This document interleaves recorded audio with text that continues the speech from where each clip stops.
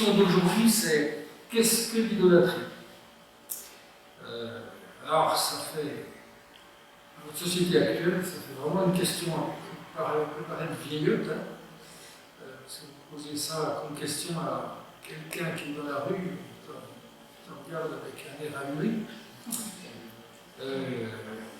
J'ai la définition qui est donnée dans ce petit recueil de questions de doctrine.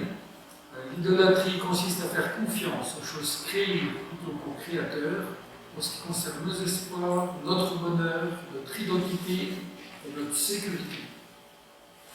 On va y revenir. Et je vais vous lire Romains 1, verset 21. Si vous avez voulu, prenez-les parce qu'on va les utiliser tout à l'heure. Alors, puisque tout en connaissant Dieu, ils ne lui ont pas donné la gloire qu'ils méritaient en tant que Dieu, elles ne vont pas montrer de reconnaissance, au contraire, ils se sont égarés dans leur raisonnement, leur cœur sans intelligence et étaient plongés dans les ténèbres. J'ai mis Romains parce que dans Romains 1, c'est vraiment un chapitre qui est centré sur l'idolâtrie. Verset 25, eux qui ont remplacé la vérité de Dieu par le mensonge et qui ont adoré et servi la créature au lieu du Créateur, qui est béni éternellement. Amen. Alors, c'est vraiment la question des êtres humains, de l'humanité dans sa globalité, qui s'est révoltée contre Dieu et qui l'a remplacé par d'autres dieux. Des dieux qu'on appelle idoles, parce que finalement, d'après la définition biblique, tout ce qui n'est pas Dieu est idole. Et ce remplacement de Dieu par d'autres dieux, c'est ce qui conduit souvent à des péchés qui sont assez destructeurs. Et quand vous reprenez Romains 1, verset 24, il est dit que Dieu les a livrés de leur passion. Dieu les a livrés à leur péché. Après avoir remplacé Dieu par d'autres dieux, ça les a conduits à plein de choses dans leur vie qui leur a fait du mal. Alors l'idolâtrie, c'est peut-être l'exemple de péché qui est le plus fréquemment cité dans la Bible. Si vous avez compris, c'est considérer quelqu'un ou quelque chose au-dessus de Dieu ou de Jésus. Ou du Saint-Esprit. Quand je dis Dieu, voilà, il ne faut pas répéter chaque fois la même chose, c'est la Trinité. On est les trois ensemble. Alors, ce qui ne serait pas juste, c'est qualifier finalement tout péché d'idolâtrie. Parce qu'il y a plein de péchés qui ne sont pas forcément l'idolâtrie. Quand vous transgressez la loi de Dieu, vous ne respectez pas, ce n'est pas forcément l'idolâtrie. Quand vous n'aimez pas votre frère, ce n'est pas l'idolâtrie. Donc on ne peut pas non plus dire que tous les péchés sont d'idolâtrie, ce n'est pas juste. Mais l'idolâtrie conduit au péché, ça c'est certain. Et ce qui est intéressant aussi de se rendre compte, c'est que l'idolâtrie, elle prend souvent racine en nous sans forcément nous conduire à transgresser la loi de Dieu, sans forcément nous conduire à pécher directement de façon visible. Je vais vous expliquer. L'idolâtrie, ce n'est pas forcément des choses mauvaises, c'est aimer des bonnes choses. Ce n'est pas aimer du péché, c'est aimer des bonnes choses, mais les mettre au-dessus de Dieu.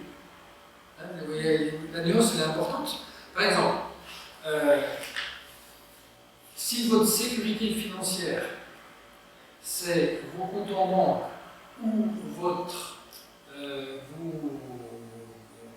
différentes assurances que vous avez prises, toutes les options possibles, si ça vous rassure plus que de compter sur Dieu, c'est une idolâtrie.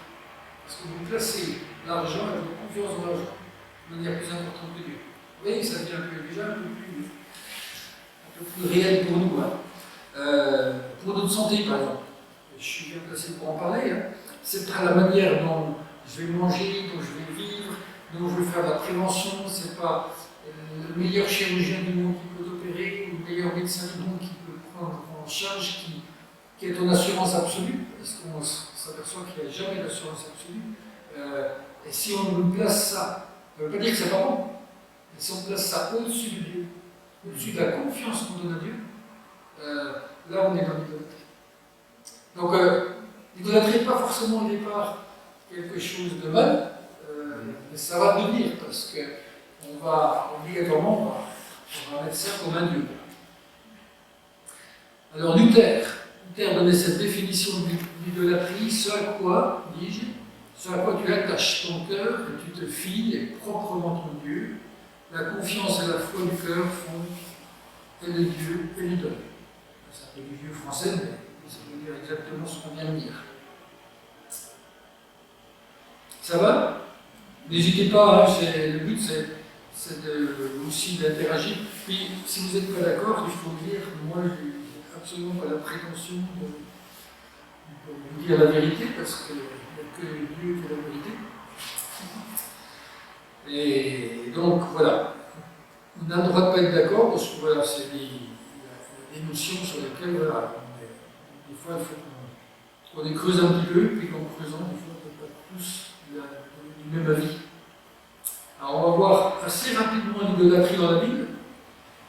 Assez rapidement, parce que dans le texte que vous allez recevoir, il y a beaucoup plus que ce que je vous dis là, parce que je vais aller plus vite, parce qu'il y a des choses, je pense, qui vont plus nous parler après. Ça ne veut pas dire que ça ne nous parle pas. Et déjà, c'est le combat de Dieu. Alors ça, j'ai besoin que vous ouvriez vos Bibles, si vous les avez. Dans Exode 20, versets 3 à 6, si quelqu'un veut le lire, parce que pour partir du début, hein, on est dans les 10 commandements, un nouveau peuple qui rentre, qui sort d'Égypte, qui n'est pas encore rentré au pays de Canaan, qui est traduit au Sinaï, et Dieu lui donne ces 10 commandements. Et on va lire à partir du verset 3 jusqu'au verset 6. Il s'est dit. Alors, tu n'auras pas d'autre Dieu devant moi. Tu ne te feras pas de sculpture sacrée ni de représentation de ce qui est en haut dans le ciel, en bas sur la terre, et dans l'eau plus bas que la terre. Tu ne te prosterneras pas devant elle, et tu ne les serviras pas, car moi, l'Éternel ton Dieu, je suis un Dieu jaloux. Je punis la faute des pères sur les enfants jusqu'à la 3e et la 4e génération de ceux qui me détestent, et j'agis avec bonté jusqu'à 1000 générations envers ceux qui m'aiment et qui respectent mes commandements. Alors, je dis c'est le combat de Dieu. Commence les 10 commandements avec ça. Tu ne mettras rien au-dessus. Absolument rien. Comme ce soit. On va lire aussi Deutéronome 6, verset 4, 4 et 5.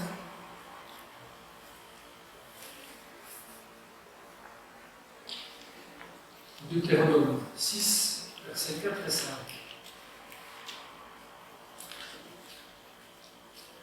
Écoute Israël, l'Éternel notre Dieu est le seul Éternel. Tu aimeras l'Éternel ton Dieu de tout ton cœur, de toute ton âme et de toute ta force. Ouais. Donc, écoute Israël, Shema Israël, c'est vraiment la profession de foi des Juifs. L'Éternel notre Dieu est le seul Éternel. Le seul Dieu. Et tu l'aimeras avec tout ton cœur, toute ton âme, toute ta force. Jésus reprendra ce commandement-là. C'est vraiment, voilà, l'idolâtrie, c'est vraiment la chose par laquelle on n'a plus accès à Dieu. Et c'est vraiment une chose que Dieu cherche à combattre absolument dans nos vies. Alors on trouve ça un peu partout dans l'Ancien Testament. Dans les livres des rois, c'est intéressant parce qu'ils jugent les rois pas en fonction de ce qu'ils ont fait. Par exemple, vous avez un roi comme Omri, qui est un super roi. Si on l'avait eu comme président, je pense qu'on aurait dit oh, c'est un bâtisseur, c'est un gars qui a plein de réformes, plein de choses. Mais lui, il a le roi, je crois, 2 lignes ou un truc comme ça, dans le livre des rois, parce qu'il était idolâtre. Et les rois sont vraiment classés en fonction de. Ils suivaient Dieu, ils étaient idolâtres. Leur cœur était entièrement à Dieu, on trouve ça souvent comme terme. Son cœur n'était pas entièrement à Dieu. On le retrouve dans tout le Nouveau Testament, on va y revenir tout à l'heure. La lutte contre l'idolâtrie, on la retrouve dès le commencement. Souvent, quand on prend la genèse de la création, actuellement, au XXIe siècle, on passe notre temps à se battre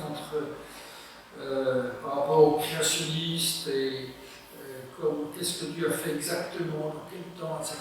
Mais je crois qu'on passe à côté presque du plus intéressant, parce qu'il ne faut pas oublier que Dieu, quand il crée, il veut qu'il n'y ait pas d'autre Dieu. Et je vous lis, c'est une citation que j'ai prise d'un auteur anglais. Il dit Genèse 1 s'efforce d'opposer de manière radicale le monothéisme au polythéisme, au syncrétisme et à l'idolâtrie. Chaque jour de la création écarte un groupe supplémentaire de divinités. Le premier jour, les dieux de la lumière et des ténèbres sont ajoutés. Le dieu de la lumière, hein, quand on fait le fait de la lumière à Lyon, c'est une fête d'origine païenne en fait. Il y a plein de fêtes liées à ça, hein, même le jour de Noël, hein, le sapin et tout ça, c'est d'origine païenne. Donc Dieu, quand il crée la lumière, le premier jour, il sépare la lumière des ténèbres parce qu'il veut vraiment pas qu'on rentre dans cette divinité-là. Le deuxième jour, les dieux du ciel et de la mer sont rejetés. Le troisième jour, ce sont les dieux de la terre et de la végétation. Le quatrième jour, les dieux du soleil, de la lune et des étoiles. Le cinquième et sixième jour éliminent toute association avec une divinité issue du règne animal. À chaque fois, Dieu veut montrer qu'il a créé. Il n'y a rien au-dessus de lui. Aucune de ces choses n'est au-dessus. Et enfin, l'existence humaine est également privée de toute divinité, alors qu'en même temps, tous les êtres humains, du plus grand au plus petit, pas seulement les pharaons, les rois et les héros, reçoivent la ressemblance divine de rôle de médiateur. C'est-à-dire, quand Dieu, le message de dimanche, quand Dieu crée l'homme à son image, à sa ressemblance, il crée tous les hommes égaux. Et les femmes, évidemment. Et ça, c'est révolutionnaire. Et tu ne peux pas être un roi pharaon et dire que tu es une divinité. Vous savez que la plupart des rois, ils sont prenés pour des divins. Il y a un message super fort par rapport à l'idolâtrie, rien de la création. Et malgré tous ces soins, malgré tout ce qu'on dit la Bible, il faut reconnaître qu'on vit dans une société qui est de plus en plus opposée au monothéisme chrétien. Si vous prenez des philosophies comme le matérialisme, en philosophie, là, je crois. On ne va pas les développer là, mais ça prend pas trop de temps. L'empirisme, déterminisme, sécularisme, nouvel âge, absolument toutes des manières de penser qui refusent le Dieu monothéiste. Et c'est l'influence qu'on baigne en permanence. Alors, mais où commence l'idolâtrie? J'aimerais bien pareil qu'on puisse lire Deutéronome 4, verset 12, et après les versets 15 à 18. Vous savez que les païens dans les cultes à cette époque-là utilisaient beaucoup d'images, donc c'était interdit en Israël. Et Dieu va vraiment choisir de se révéler sans image. Qui c'est qui lit Deutéronome 4, verset 12? L'Éternel vous a parlé du limite du feu. Vous avez entendu ces paroles, mais vous n'avez vu aucune forme. Il n'y avait qu'une. Voilà. Point de figure, pas d'image, aucune voix. C'est pas par hasard. Verset 15 à 18.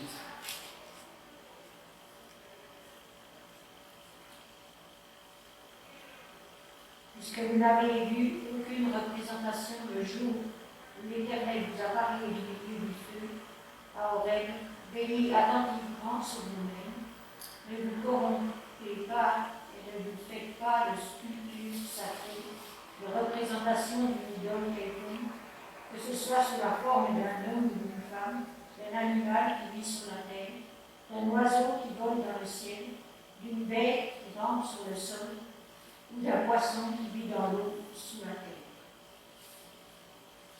Voilà. Donc, voilà des textes clairs. Hein. Pas d'image. Dieu est incomparable, aucune image. J'aime beaucoup ces textes d'Ésaïe que je vous ai mis, 40-25. À qui me comparerez-vous pour que je le ressemble? Ou 40-18. À qui voulez-vous comparer Dieu? Quelle image ferez-vous de son égal?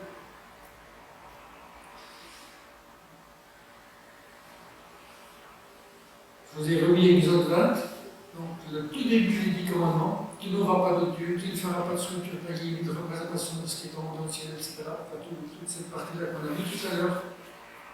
Alors, bon, je ne vais pas revenir sur le fait qu'est-ce que le premier et le deuxième commandement, ça dépend des traditions. Il y en a qui pensent que de 3 à 6, c'est le premier commandement, puis d'autres qui pensent que verset 3, c'est le premier commandement, puis de 4 à 6, c'est le deuxième. Peu importe, on s'en fiche royalement. Je crois qu'il n'y a pas de différence en fait entre adorer une image, adorer une idole, adorer un faux Dieu, c'est tout pareil. Soit on adore Dieu, soit on adore quelque chose d'autre qui n'est pas Dieu. C'est suite à ces textes qu'à la Réforme, ils vont casser les statues dans les églises, et ils vont déblayer les églises, ça va être chaud à la Réforme. Luther, après les anabaptistes derrière, qui est encore qui allait plus loin encore. Il fallait beaucoup de représentations, c'est sur ces textes-là qui sont partis. Alors, je mettrai un petit bémol.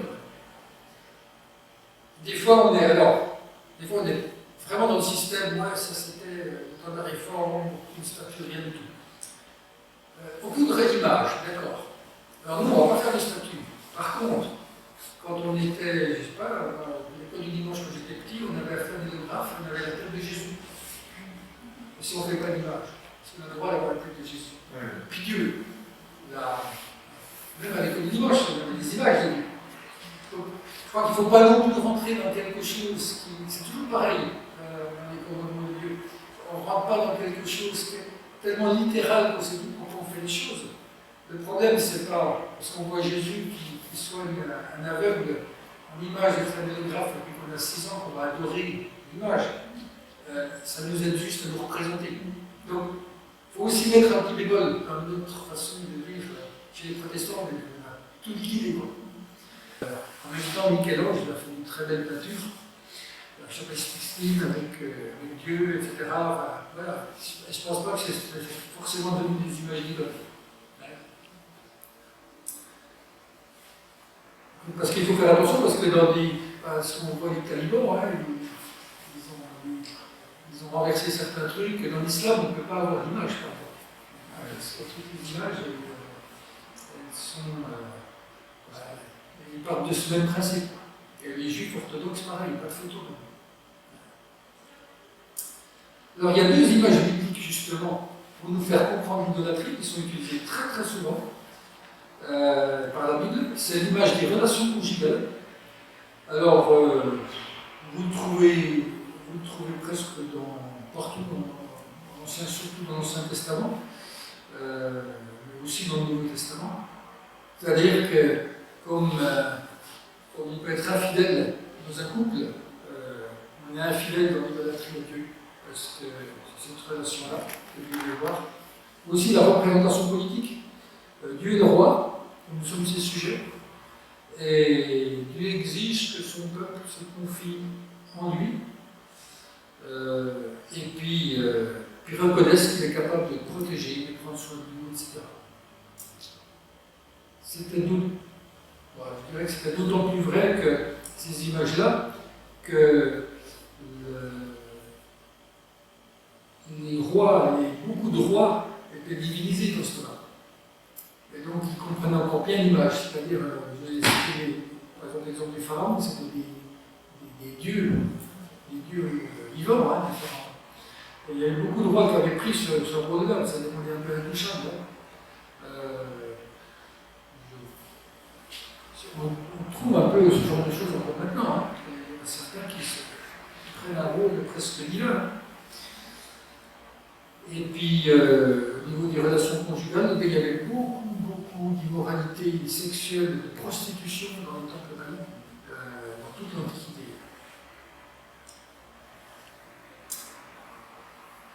En tout cas, ce qui est fondamental, je pense, c'est, quelle que soit l'image qu'on utilise, c'est la notion d'exclusivité.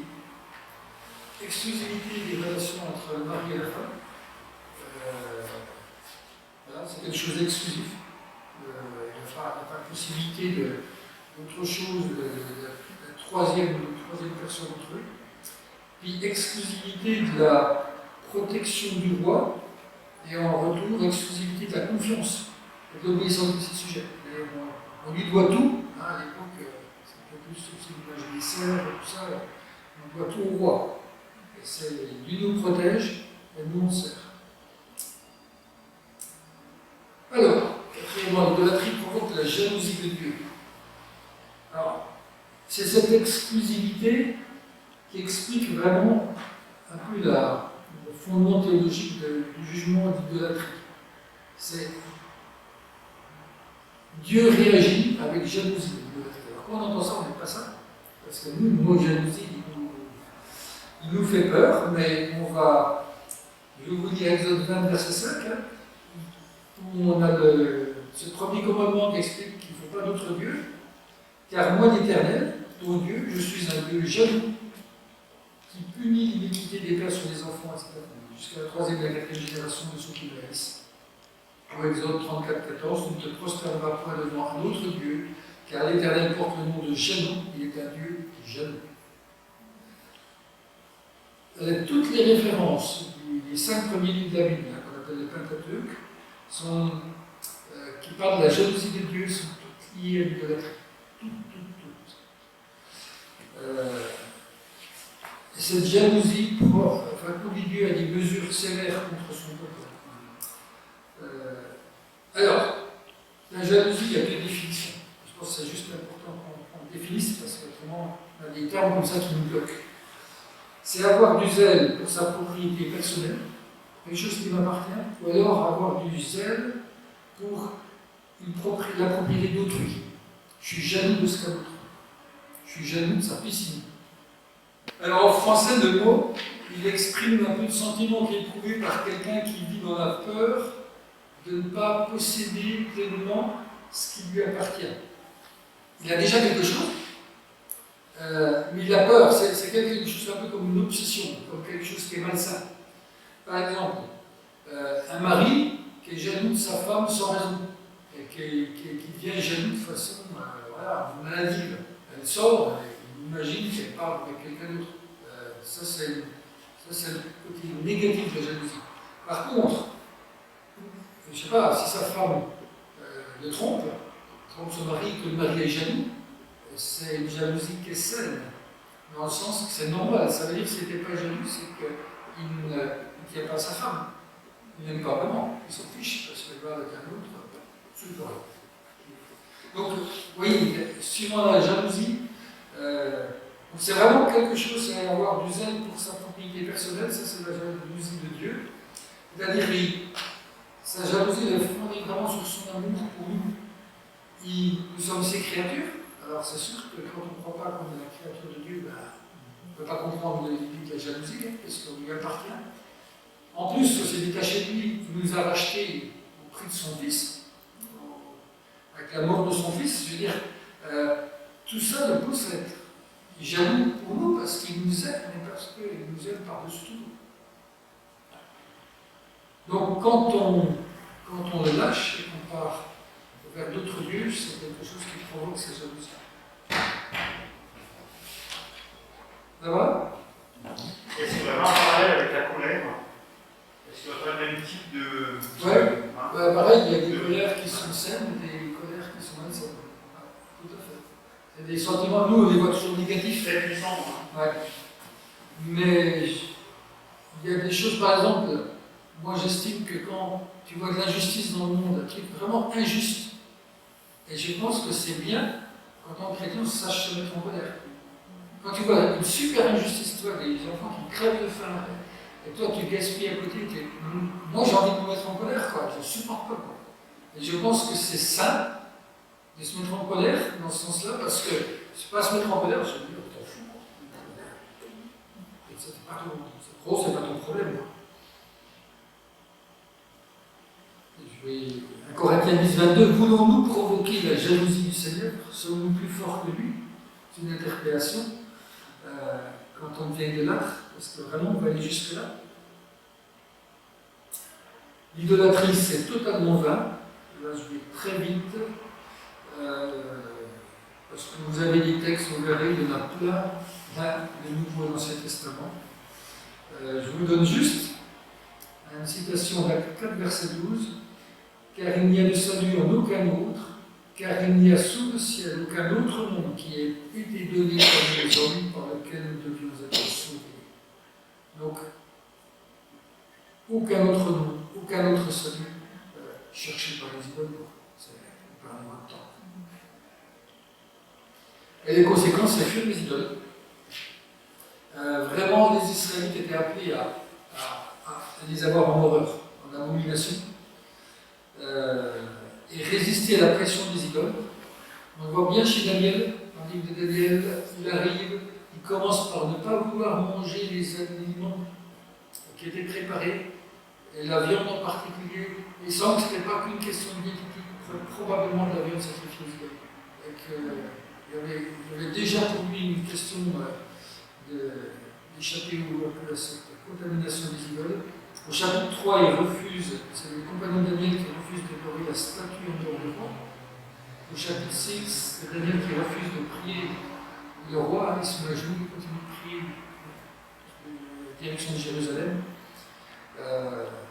Et donc, on voit vraiment dans le livre de Daniel ce refus de l'idolâtrie. Et puis l'autre chose qui est très importante, c'est que l'idolâtrie, c'est synonyme d'identité païenne. C'est-à-dire le païen, lui, son mode de vie se caractérise par ça, puisqu'il adore quelqu'un d'autre que Dieu. La définition du païen, c'est celui qui n'adore pas Dieu. Thessaloniciens 1,9, car on raconte à notre sujet quel accès nous avons eu auprès de vous et comment vous vous êtes convertis à Dieu en abandonnant les idoles pour servir les dieux vivants et vrais. Et Romains 22, toi qui dis ne pas commettre l'adultère, tu commets l'adultère. Toi que l'abomination des idoles, tu commets les sacrilèges.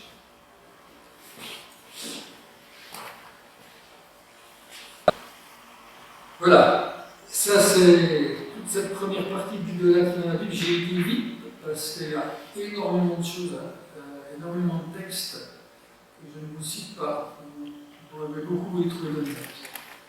Peut être idolâtre, sans s'en rendre compte. Sans s'en rendre compte, tout à fait. On va le voir tout à l'heure, tout à fait. Je ne sais pas quelle est la suite, je voulais juste interroger sur qu'est-ce qu'on fait de l'anomalie, enfin l'anomalie, c'est pas une anomalie, hein, c'est qu'est-ce qu'on fait du serpent sur la pêche, qui est quelque chose qui s'approche un petit peu de l'idolâtrie. Qu'est-ce qu'on fait aujourd'hui? C'était une image à l'époque qui évoquait déjà le sacrifice de Jésus. Mais ce qu'on voit surtout, c'est qu'après, le peuple d'Israël l'a gardé, on a fait un culte de l'âme. C'est ça qui est très intéressant. En fait, ça rejoint ce qu'on disait, finalement, Dieu leur demande lui-même de faire cette sorte de représentation qu'ils aient un endroit où se tourner. Et là, il n'y a pas de souci, parce qu'ils n'adorent pas l'image, mais ils se repentent. Et ils se repentent devant Dieu. Et eux vont le mettre de côté, et plus tard, ils vont idolâtrer. En pensant que c'est ça qui les a délivrés sur ce bout de bois. Et finalement, c'est à qui on attribue la puissance à qui on fait confiance. Au bout de bois ou à Dieu. Donc voilà, c'est une bonne image pour dire que voilà, c'est pas. On ne peut pas dire que toute image est mauvaise, quoi. Non, mais ça nous met peut-être aussi en garde. Après, on connaît les dérives de certaines églises qui ont cherché des bouts de bois. Une croix. Voilà. Une croix peut devenir un objet d'idolâtrie.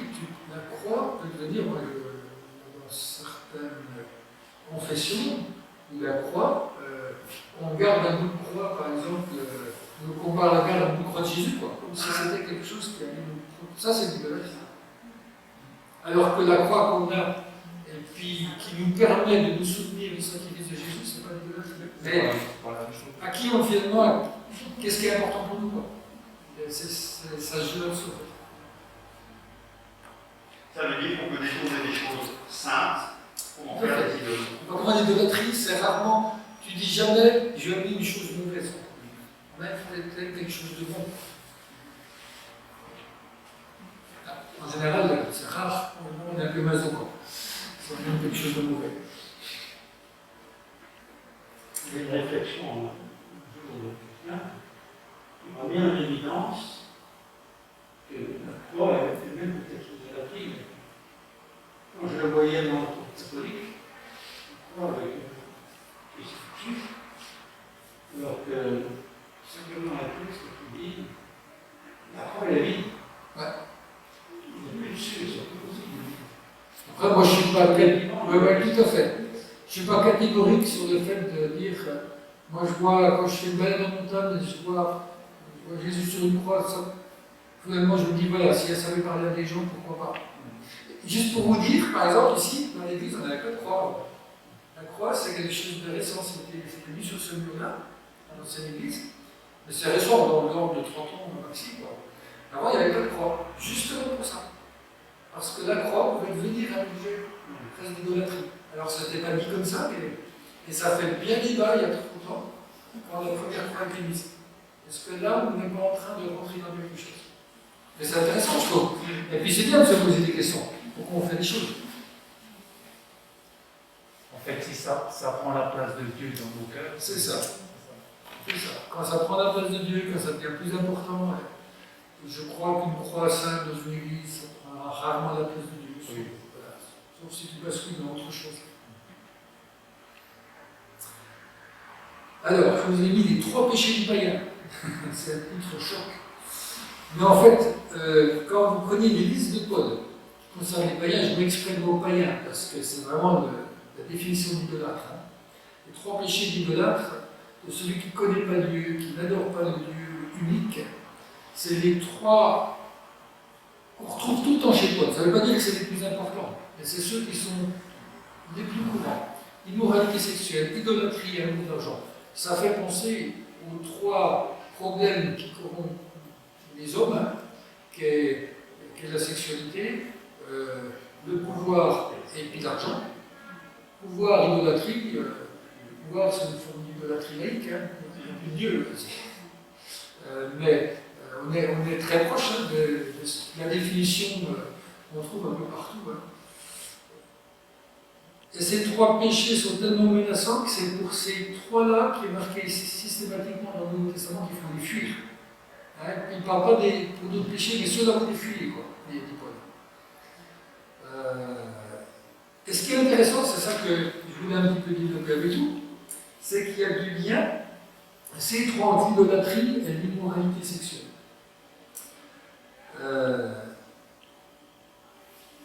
Je vais vous mettre ce texte de Thessaloniciens 4.3. Ce que Dieu veut, c'est votre progression dans la sainteté, c'est que vous vous absteniez de l'immoralité sexuelle, c'est que chacun de vous sache garder son corps dans la consécration de la dignité, sans se livrer à la passion du désir.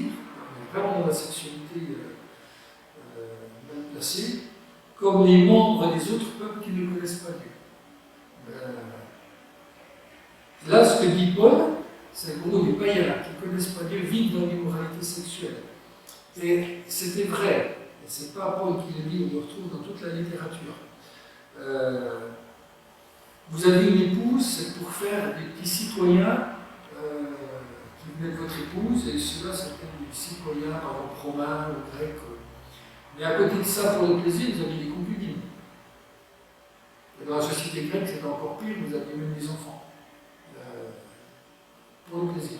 Donc, il y avait une immoralité sexuelle qui est connue. Hein, quand, dans la Genèse, Dieu dit l'homme s'attachera à sa femme et ils viendront de seule chair, c'est révolutionnaire. Une éthique de fidélité dans le couple, ça n'existe pas. Du temps du Nouveau Testament, comme dans l'Ancien Testament, ça n'existe pas. C'est l'éthique chrétienne, ça. Déjà juif, arrivé avec les 10 commandements, puis dès la Genèse, mais on n'a juste pas idée. Parce que nous, on est dans une société judéo-chrétienne, on a en arrière-plan quand même cette idée, l'adultère c'est pas bien, même si c'est plus trop de problème, mais parce qu'on était formaté avec ça.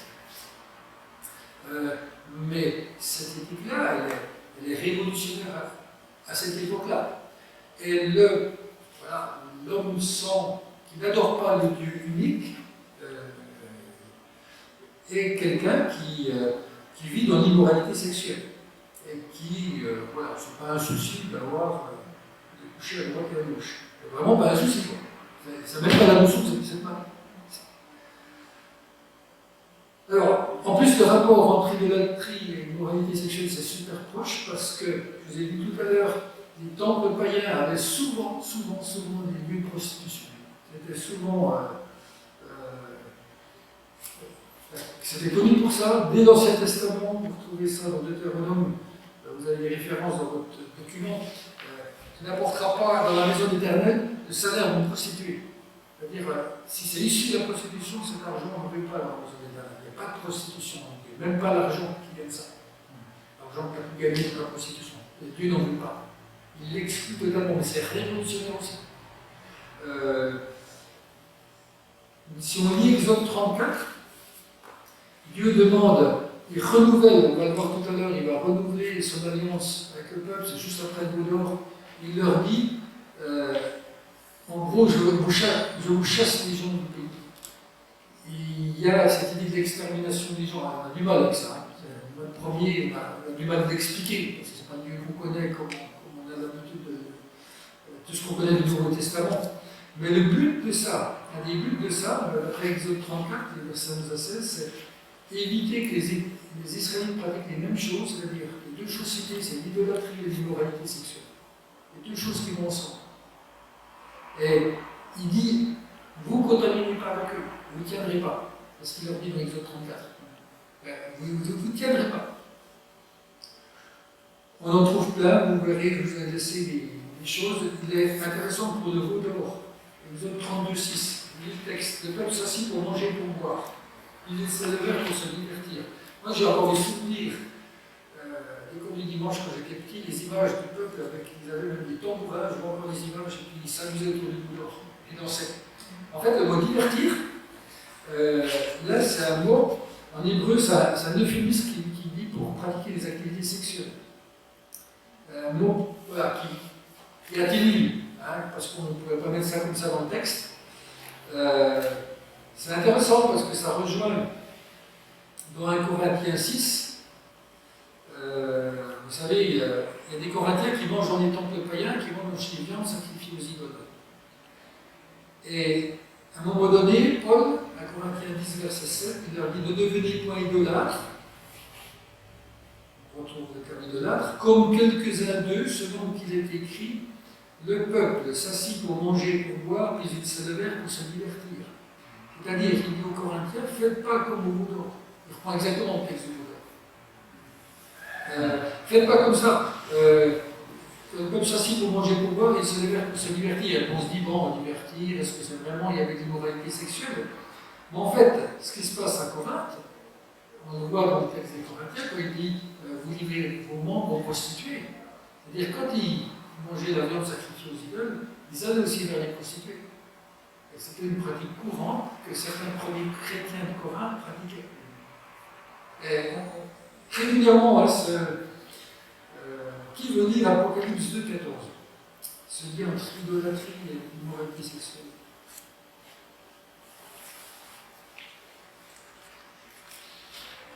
La doctrine de Balaam.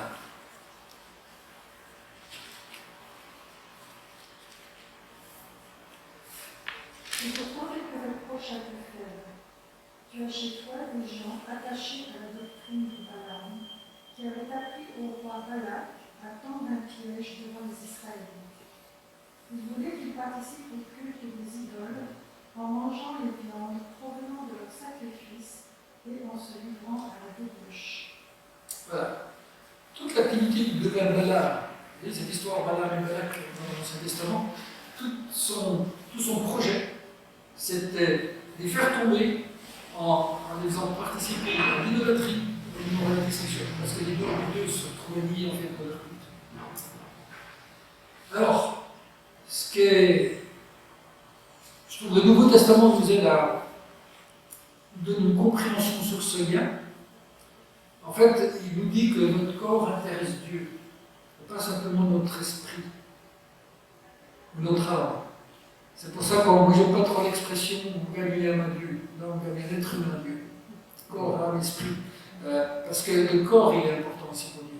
Dieu nous a créé le corps. Ce n'est pas quelque chose qu'il méprise.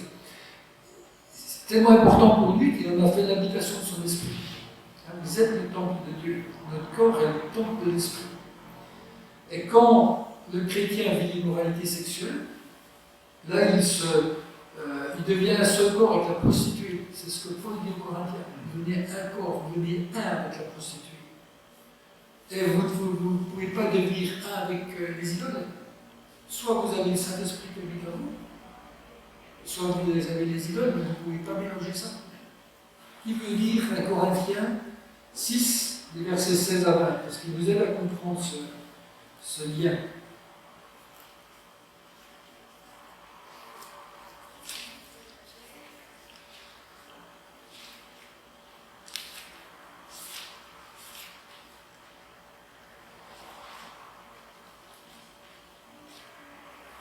Corinthiens 6, versets 16 à 20.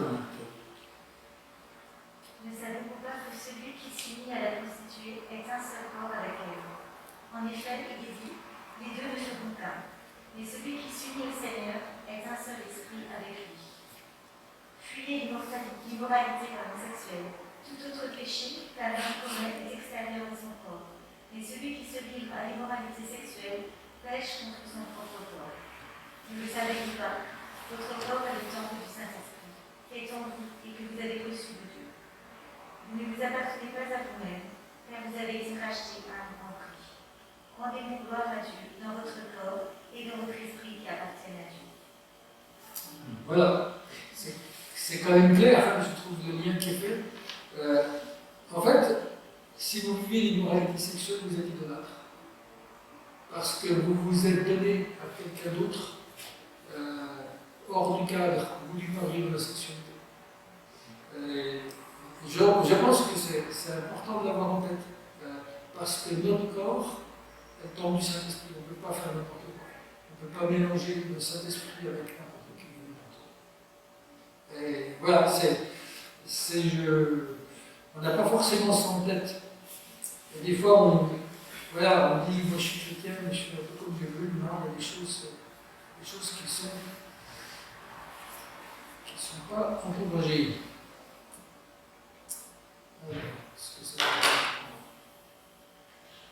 Voilà. Et la deuxième chose, dans ces trois péchés du païen, je ne parle pas d'idolâtrie parce qu'on a bien assez parlé, j'ai parlé d'immoralité sexuelle et puis cette fois de la cupidité. Alors, quand on pense idolâtrie, on peut penser à plein de choses, mais le Nouveau Testament va citer une seule chose de façon spécifique comme étant l'idolâtrie. L'immoralité sexuelle, c'est le lien, on le découvre parce qu'il faut qu'on creuse un petit peu. La cupidité, c'est clairement dit. Le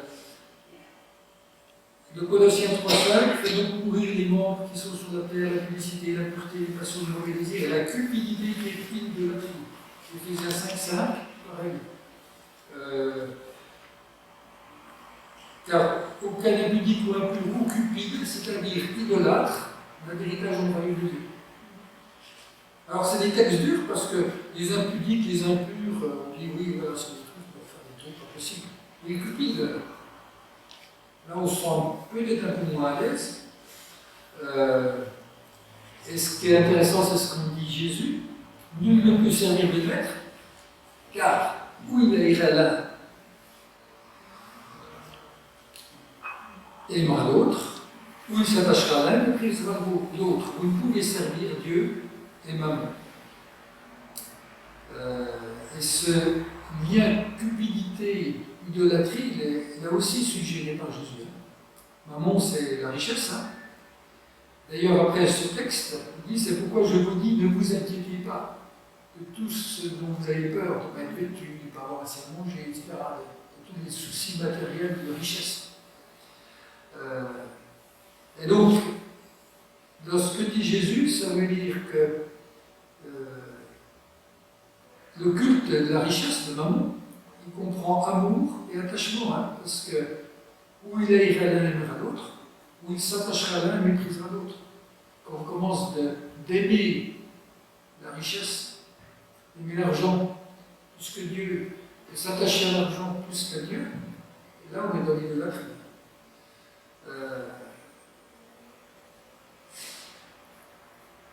D'ailleurs, dans Luc, c'est intéressant parce que c'est le même texte qui est dit, donné Luc 16, et la suite, au verset 14, C'est vraiment là, ce qui suit direct. Hein. Les pharisiens qui étaient avares écoutaient aussi tout cela et se moquaient de lui.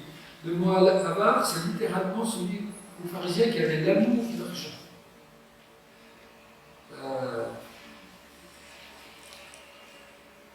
Donc c'est vraiment quelque chose, je crois, auquel on doit faire attention. Et dans Luc, quand Jésus dit, Luc 12, verset 15, gardez-vous avec soin de toute soif de posséder, car la vie d'un homme ne dépend pas de ses biens, même s'il est dans l'abondance. Jésus dit, gardez-vous avec soin, c'est-à-dire examinez-vous. Quand c'est les adultères, il ne dit pas examiner si vous êtes adultère, on le sait. Contre la cupidité, on sait moins bien. Et c'est moins net, c'est moins clair. Et voilà, gardez-vous avec soin. Examinez-vous. Et je crois que c'est quelque chose de beaucoup plus sournois. Et voilà, c'est rare que j'entende dire que les gens j'aime trop l'argent. Et pourtant, les textes sur la richesse, je vous les ai mis, je passe dessus parce que c'est beaucoup trop long, mais il y en a plein la Bible. Et vous verrez, ça va beaucoup de lire. Je vous lis juste Hébreux 13, verset 5 et 6. Ne vous livrez pas à l'amour d'argent, contentez-vous de ce que vous avez, car Dieu lui-même a dit, je ne te délaisserai point, je ne t'abandonnerai point. C'est donc avec l'assurance que nous pouvons dire, le Seigneur est mon aide, je ne craindrai rien, que peut me faire voilà, c'est deux maîtres. Amour de l'argent ou confiance en Dieu. Confiance en Dieu. Ça ne veut pas dire qu'on fait n'importe quoi avec notre argent. Hein. L'argent n'est pas mauvais en soi, encore une fois, comme de la tri. C'est quelque chose qu'on met au-dessus de Dieu. Ça va? Allez. Mais comment est-ce qu'on vit l'histoire?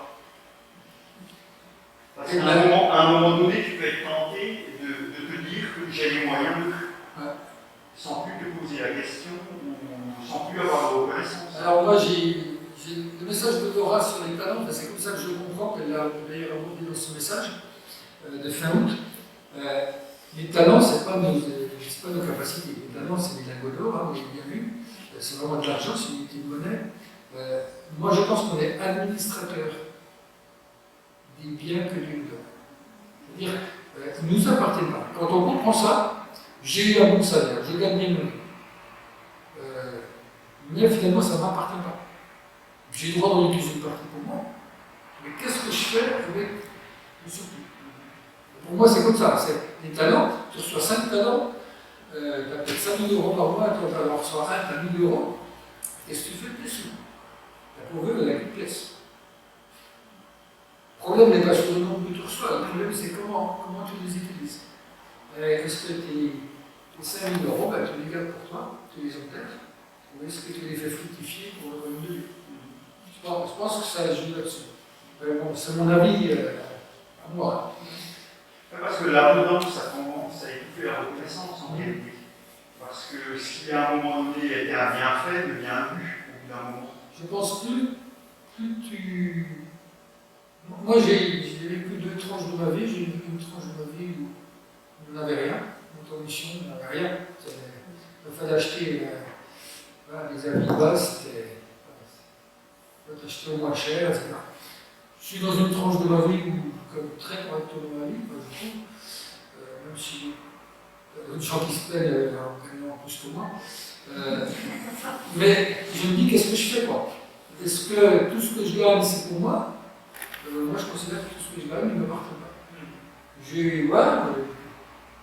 Après, il ne faut pas que ça se donne des sentiments de frustration. Je veux dire, c'est pas quelque chose qui doit nous stresser. Je veux dire, c'est avec plaisir. On se dit, voilà, Dieu est plus large, et puis qu'est-ce qu'on fait, quoi? Mais je crois que c'est une vraie question. Il y a certains chrétiens qui pensent que ça ne sont pas concernés par ça. Je pense que c'est. Comment Dieu vit-il au milieu d'idolâtrie? Au fil avec ça. Parce qu'en fait, avec la question, ça nous montre qu'on est quand même tous plus ou moins souciés avec l'idolâtrie. Hein. On ne peut pas dire, moi j'ai zéro souci, parce qu'on a vite fait rien que nos inquiétudes. Que les inquiétudes prennent le pas sur tout le reste. Ça va vite quand même. Hein. À un moment, c'est juste compliqué, quoi. Elle dit, j'ai confiance en Dieu, mais des fois, moi, ça m'est arrivé de me répéter plusieurs fois dans la journée, quoi. Voilà, je lui fais confiance. Parce que peut-être j'étais pas si sûr que ça, quoi. Et c'est là que ce qu'on connaît de lui, ce qu'on sait de lui, on doit le répéter, quoi. Parce que si c'est nos sentiments, des fois, il nous importe, quoi. Comment est-ce qu'il vit avec cette idolâtrie? Elle est provocante, cette question, mais si on regarde les chrétiens et les églises du XXIe siècle, je pense qu'on n'est pas beaucoup mieux que ce qui s'est pratiqué dans toute la Bible. Et moi, je vous propose de lire l'histoire du veau d'or avec cette image-là. Et je vous propose d'aller prendre Exode 32, on va finir avec ça. Mais vraiment, je crois que c'est quelque chose qui est utile pour nous. Parce que pendant qu'Aaron façonne un veau d'or, on a Moïse qui reçoit des instructions qui concernent la construction du tabernacle, la résidence de Dieu, avec les hommes. Alors d'un côté, Dieu explique comment il va habiter avec eux, avec les hommes, et au même moment, il construit un veau d'or. Et là, tu te dis, attends, tu quittes la pièce, quoi, tu quittes le jeu, c'est la place de Dieu, tu dis, c'est pas la peine, quoi. Alors, on va voir comment ça évolue, parce que je trouve que c'est vraiment intéressant. Alors, vous avez Exode 32, on ne va pas pouvoir tout lire, parce que ça prendrait beaucoup trop de temps. Mais si vous avez vos Bibles, lisez-les, parce qu'on va lire de manière parsonnée. Il y a 4 scènes dans l'Exode 32 à 34. Les 14 premiers versets, c'est la première scène. C'est une scène, c'est le peuple se construit un veau d'or. Ils disent à Aaron, on a besoin d'un veau d'or, Moïse ne sait pas où il est. Pour Aaron, c'était juste une manière de représenter Dieu. Lui, il essaie de trouver une façon de tourner ça pas trop mal. Mais en fait, le peuple lui dit, c'est fais-nous des dieux, Aaron. Fais-nous des dieux, des autres dieux. C'est pas fais-nous une image de Dieu parce qu'on ne sait pas où est. On ne sait pas où est Moïse et qu'on a besoin d'une image pour adorer Dieu. Et ils sont en train de se tourner vers une religion polythéiste. Ils abandonnent le Dieu monothéiste.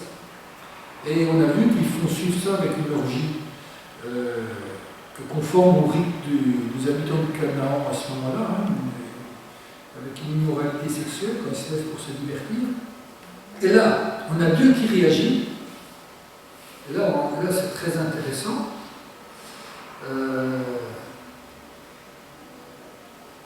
Verset 10, c'est Dieu qui parle. Hein. Maintenant, laisse-moi faire, je vais me mettre en colère contre eux, je les exterminerai et je ferai de toi une grande nation. Il dit ça à Moïse. Et ça, je dirais, c'est le plan A. Comment Dieu vit au milieu d'idolâtrie, plan A, détruire Israël. Il nous détruit. On a Moïse qui, derrière ça, récuse le plan. Très intéressant, verset 11. Hein. Pourquoi te mettre en colère? Qu'est-ce que vont dire les Égyptiens, verset 12 hein. C'est pour leur malheur qui les a fait sortir. Verset 13, souviens-toi d'Abraham et de tout ce que tu as promis. Hein. Et verset 14, extraordinaire, alors le Seigneur, prononçant au mal qu'il avait parlé de faire à son peuple.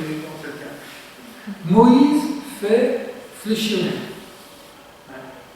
Alors là, on est en train de se dire, franchement, on a un Dieu qui se met en colère, qui veut détruire tout le monde. On a un Moïse qui est compatissant, qui prend soin des autres, c'est le monde à l'envers. C'est Dieu.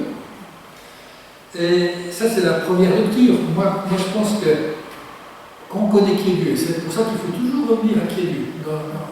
Est-ce qu'on connaît vraiment Dieu? Quand on connaît Dieu, on dit, attends, il y a peut-être quelque chose de plus à dire. Et je crois que là, on peut se poser la question, est-ce que Dieu n'est pas en train d'essayer de tirer le meilleur parti possible de Moïse? Est-ce qu'il n'est pas en train de tester Moïse parce qu'il veut?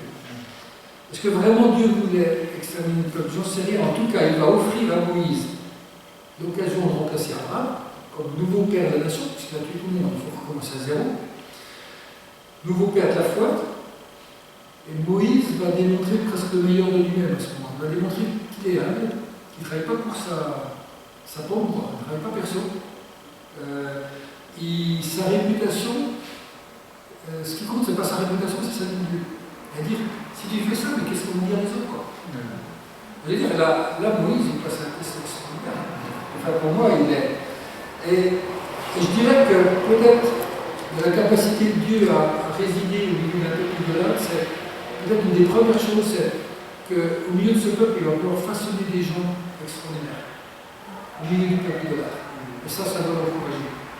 Parce que là-dedans, il y a des Moïse qui résistent à tout ça. Des Moïse qui ne jouent pas personne pour eux, et qui pensent avant tout à la réputation de la gloire de Dieu. Donc ça, c'est la première scène. C'est le plan A. Deuxième scène. Exode 32, 15 à 33, 3. Alors, Moïse a apparemment apaisé la colère de Dieu, il descend de la montagne, il voit ce qui se passe, et lui, il devient furieux. C'est lui qui se met en colère. Donc il n'était pas non plus parfaitement patient tout le temps. Il avait en même temps peut-être raison de se mettre en colère, il va détruire les tables de la loi, détruire le veau d'or, il va faire tuer ceux qui sont livrés au péché. C'est chaud, hein? Donc lui qui ne voulait pas que Dieu détruise, il va quand même, il va y avoir des conséquences à tout ça. Il va réaliser que le sang versé de ces gens tués ne suffit pas à couvrir ce péché. Lisez Exode 32, les versets 32-33. Et là, il propose un plan B. Qu'est-ce qu'il propose? Qui c'est qui veut dire? Pardonne maintenant leurs péchés, sinon efface-moi de ton livre que tu as écrit. L'Éternel dit à Moïse, c'est celui qui a péché contre moi que j'effacerai de mon livre. Pardonne maintenant leurs péchés, il demande le pardon de Dieu parce qu'il voit que voilà, la punition ne suffit pas. Hein, c'est déjà le Nouveau Testament là. Et sinon, efface-moi de ton livre que tu as écrit. En gros, substitue. Moi, je veux bien me substituer à eux. Tu m'effaces et tu les gardes. Ça, c'est le rôle de Jésus. Hein, que Moïse est en train de prendre. Et puis là, l'Éternel est catégorique. Là, il ne joue pas avec ça. Il dit, c'est celui qui a péché contre moi que j'effacerai de mon livre. C'est-à-dire, Moïse ne va pas remplacer Christ. Et donc, le plan B ne marche pas non plus. Ce n'est pas encore le moment. Christ n'est pas là. Moïse ne va pas remplacer. Il se substitue pas au peuple. Et il y a un plan C là-dedans. Il y a un plan C, je vous propose de lire le verset 34. Troisième solution. Va donc, conduis le peuple à l'endroit que je t'ai indiqué. Mon ange marchera devant toi, mais le jour où j'interviendrai, je les punirai de leur péché. Voilà, mon ange marchera devant toi. C'est plus Dieu, c'est mon ange. Alors je suis plus là. Lisez 33, verset 3.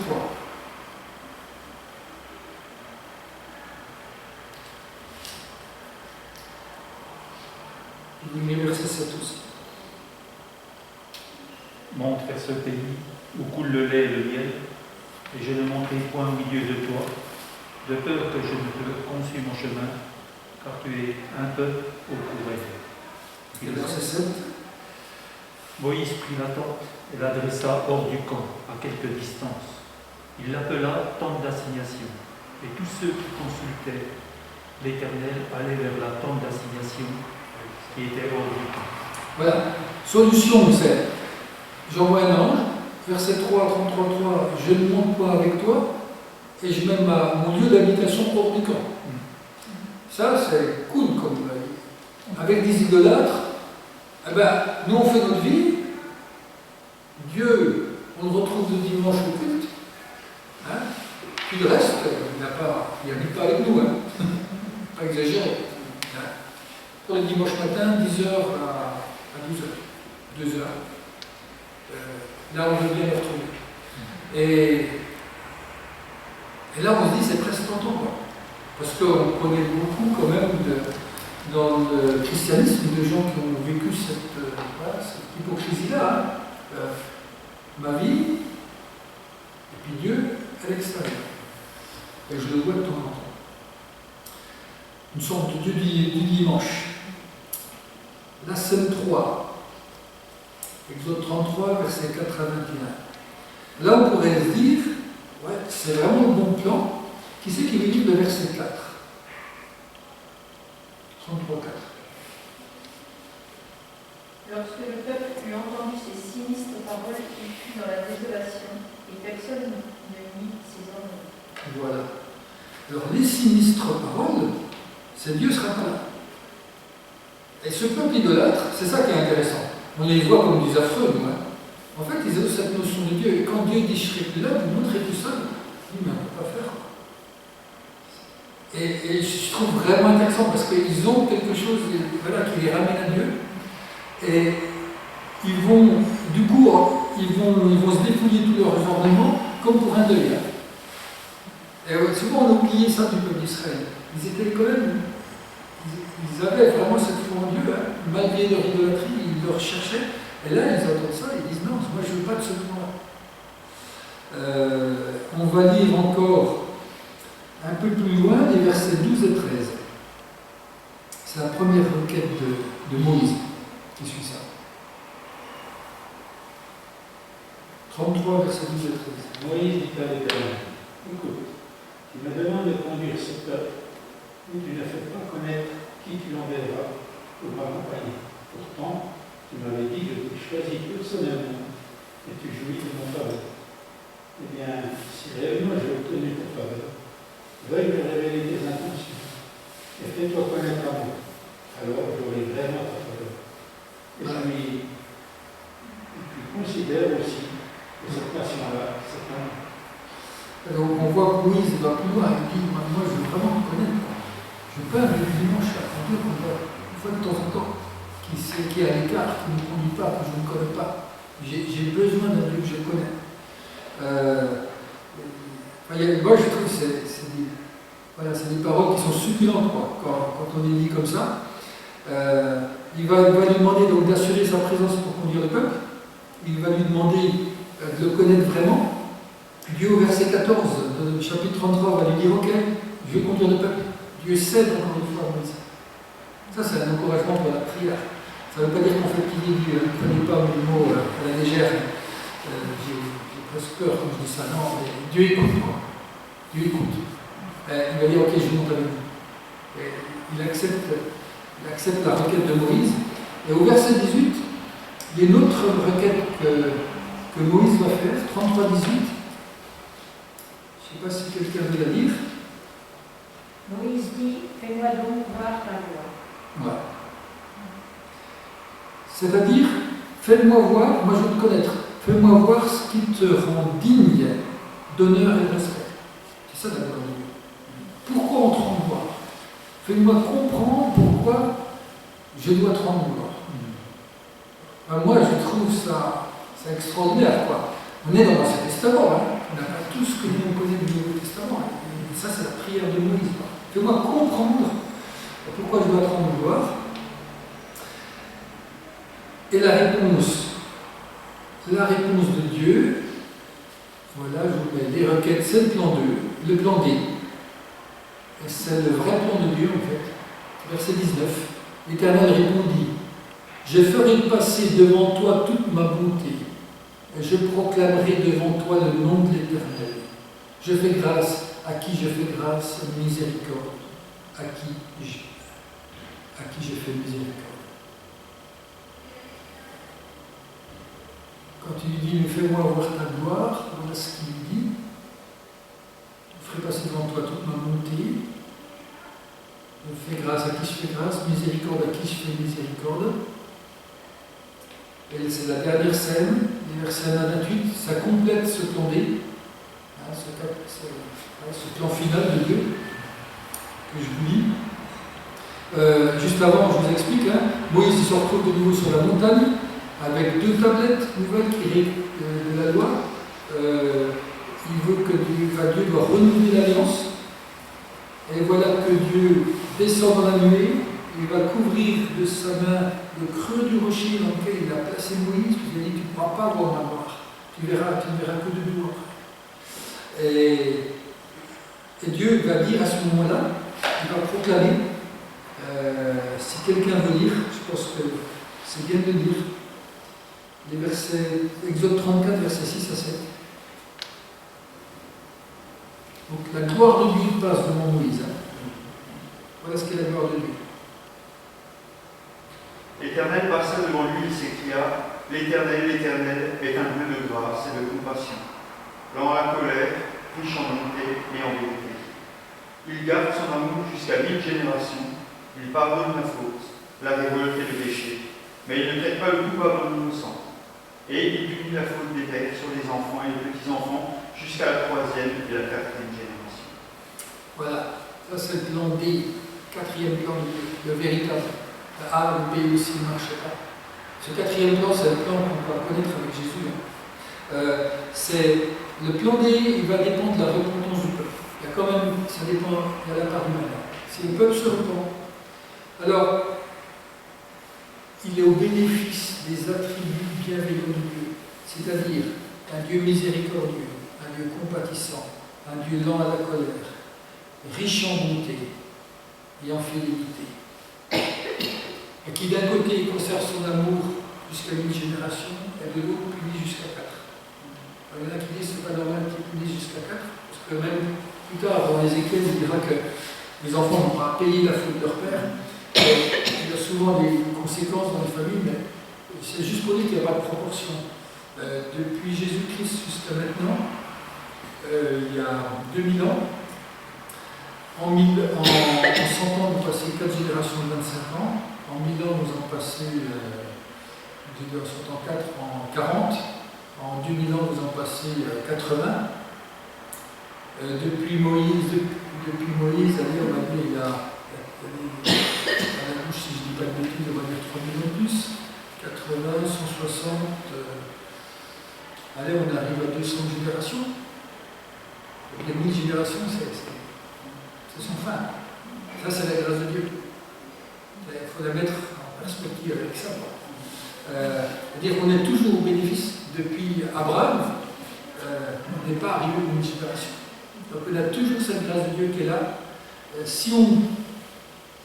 Effectivement, si on reconnaît son péché, si on se repent, si on nos ornements, un peu comme le peuple d'Israël après le mot d'or. Et on voit que ce ne sont pas les prêtres qui vont assurer ça, parce que c'est la faillite du système des prêtres, parce que lui était nommé comme prêtre. C'est lui qui commence tout dans ça ne servait pas du tout dans les prêtres. Et le premier prêtre, il a déjà fait une fois. Donc ce n'est pas les prêtres qui en répondent, ce n'est pas des rituels, ce n'est pas la qualité de nos prières, ce n'est pas notre foi qui permettent la présence de Dieu au milieu de nous. Je vous ai dit ces deux choses. La relation au sein de l'alliance avec Dieu repose sur l'immutabilité de la nature divine et non sur la médiocre qualité des accomplissements. C'est immutable, immuable. C'est un Dieu qui ne change pas. Ce Dieu bienveillant, bon, lent à la colère, riche en compassion, c'est sa nature profonde. C'est qui il est réellement. Et ça ne change pas. Ça ne bougera pas. Et c'est pas nous, c'est pas ce qu'on fait. Et c'est comme ça finalement que Dieu peut vivre là où il est. C'est parce qu'il est bon. Et la gloire de Dieu, c'est sa bonté et sa compassion. On ne s'attend pas à ça. Et dans ce texte du bonheur, c'est ça. Ce qui veut démontrer à Moïse, c'est ça la gloire. Et c'est ça qui fait réellement ma puissance et ma force. C'est tout l'inverse de ce qu'un être humain pourrait penser. Et Dieu renouvelle l'alliance, je vous ai mis, suite à la repentance d'Israël, en vertu de la grâce immuable, inépuisable de Dieu. Voilà, en conclusion. Je crois que toute la Bible est dominée par la volonté de Dieu d'entrer en relation avec l'homme. On est tous convaincus par ça. Et moi, je suis toujours impressionné par sa motivation. Parce que moi, très franchement, je vous assure que je l'aurais lâché. Peut-être dès le jardin des je pense. J'aurais jamais eu le courage. Toujours envie de recommencer. Mais ce n'est pas n'importe quelle relation.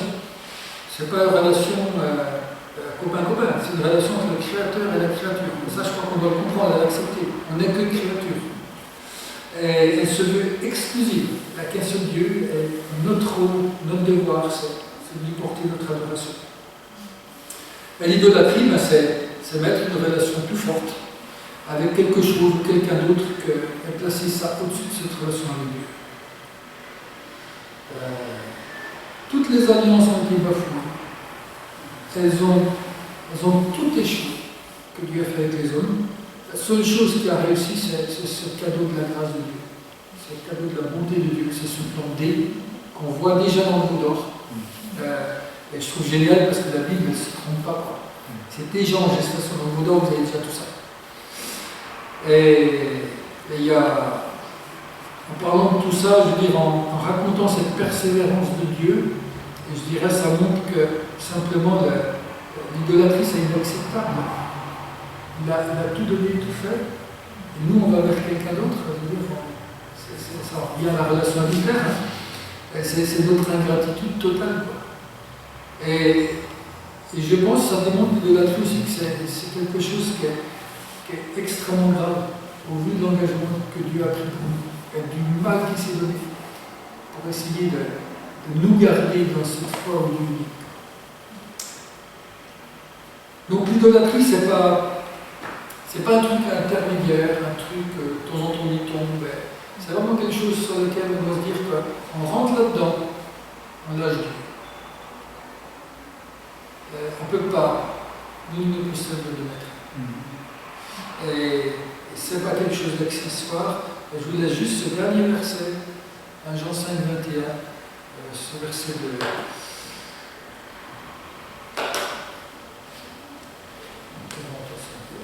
Voilà. Petits enfants, gardez-vous des idoles. L'apôtre Jean, quand il écrit un Jean, il a la fin de sa vie. Et il donne ce conseil à la fin de la première épître. C'est une chose que je dois vous dire cette année aussi. Si on met en perspective avec tout ce qu'on a dit, je crois que c'est la même chose, le même encouragement qu'on peut se donner, gardons-nous des idoles. Voilà, je ne sais pas si vous avez des questions. J'ai une petite remarque, tu ne parles jamais des relations des fois parents-enfants ou frères et sœurs qui parfois peuvent aussi être passées devant justement. Ouais, tout à fait, tu as tout à fait raison. C'est un excellent exemple. Il y a des fois où les enfants sont mis comme des petits dieux, sont les nouvelles idoles. Et ça peut arriver dans certaines familles, que les enfants soient au-dessus de Dieu. Certaines familles chrétiennes, je pense aussi. Ça a plein de facettes, en fait. Comment? Ça a plein de facettes. Oui, ça a plein de facettes, mais c'est tout à fait juste. Ou alors les parents, c'est quand on est dans une relation, c'est Jésus qui va dire, hein, quand il va appeler quelqu'un, il va dire j'ai mon père enterré, et laisse les morts enterrer les morts. C'est-à-dire, ça ne veut pas dire qu'on ne peut pas enterrer ses parents, ça veut dire qu'à un moment donné, il mettait son père au-dessus de l'appel de Jésus. C'est une autre forme d'idolâtrie, tout à fait. On en trouve des idolâtries, encore deux. Mais c'est l'idolâtrie qui est vraiment aussi dans le monde moderne, parce que l'idolâtrie des enfants, ça n'existe pas. Quand je vois certaines fois comment les parents sont esclaves, ça fait peur. Hein. Après, on voit aussi qu'ils maltraitent leurs enfants, c'est autre chose. Mais voilà, c'est tout à fait.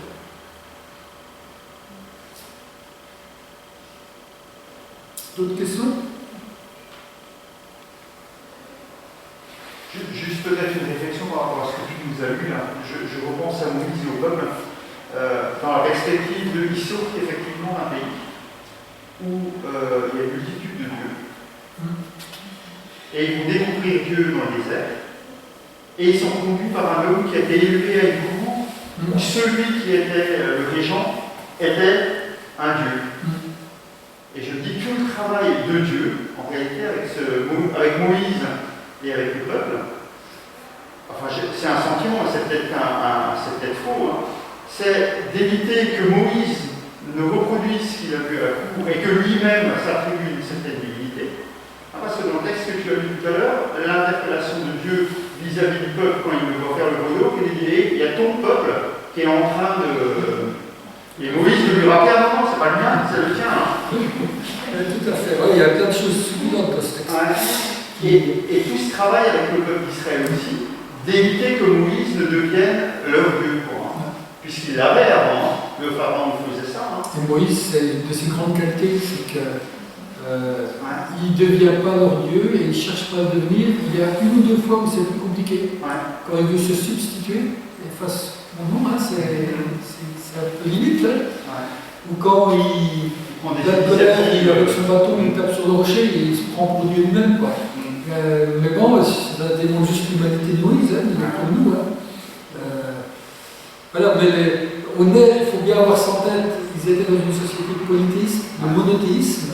Ça arrive avec Abraham. Avant ça, c'est non connu, quoi. C'est les Juifs, et puis c'était resté bloqué au monde juif.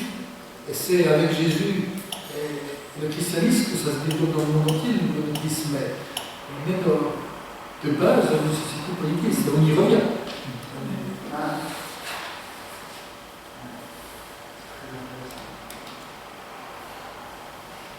Pas d'autres questions?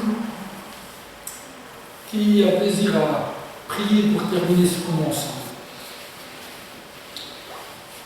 Seigneur, nous te rendons grâce pour ta parole, parce qu'elle nous enrichit, elle nous fait du bien, Seigneur, que nous puissions encore la méditer, chercher ta face, Seigneur, que toute la louange, l'adoration te revienne, Seigneur, parce que tu es notre Dieu, tu es ce roi. Amen. Amen. Bonne soirée à chacun. Bonne nuit.